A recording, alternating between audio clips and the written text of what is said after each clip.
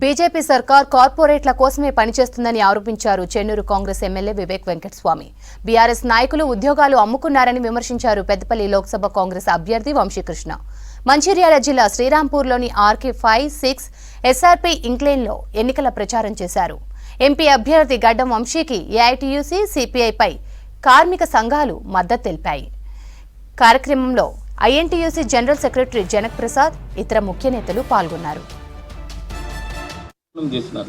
వీళ్ళందరూ కూడా America, London పంపించడం జరిగింది.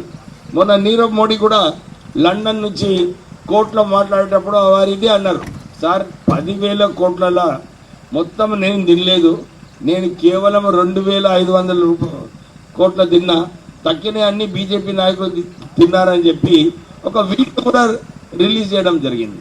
అంటే మోడీ గారు కేవలం ధనవంతుల కోసం పనిచేస్తున్నాడు. మిగులు బడ్జెట్ ఈ 10 సంవత్సరాలలో 7 లక్షల కోట్ల అప్పు కేసీఆర్ గారు చేశారు.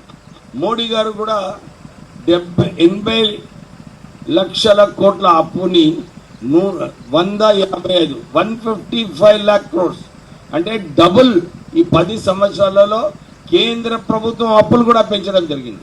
కానీ మన ప్రజలకు కూడా ఎక్కడ కూడా రుణమాఫీ చేయలేదు, మేలు చేయలేదు.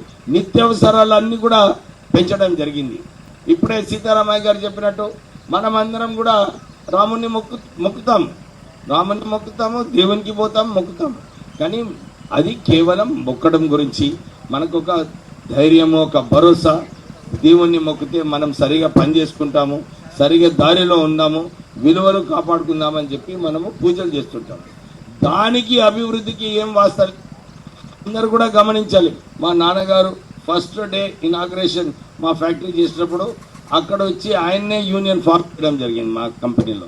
అంటే అన్ని చోట్ల కూడా ఒక మేనేజ్మెంటు, కార్మికులు ఇద్దరు కూడా కలిసి పనిచేసినప్పుడే సంస్థ మంచిగా నడుస్తుందని చెప్పి వారు ఒక ఆలోచనతోని మా కంపెనీలోనే వారు యూనియన్ ఫామ్ చేసినారు.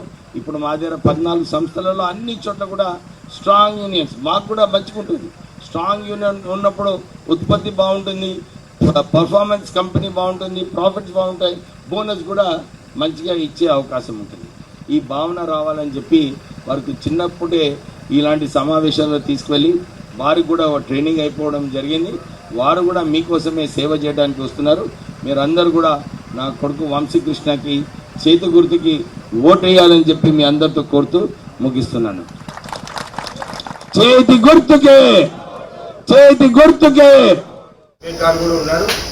పార్లమెంట్లో వాకౌట్ చేసి, స్టేజ్లో ధర్నా చేసి, బయట కూర్చొని ధర్నా చేసి తెలంగాణ వచ్చేదాకా పోరాడి ఆఖరికి కాంగ్రెస్ పార్టీ సోనియామ్మ తల్లిని కాంగ్రెస్ బిల్లు పెట్టి పాస్ చేసి తెలంగాణ వచ్చిందని చెప్పి నేను ಎಲ್ಲರಿಗೂ ఈ సందర్భంగా గుర్తు చేస్తున్నాను.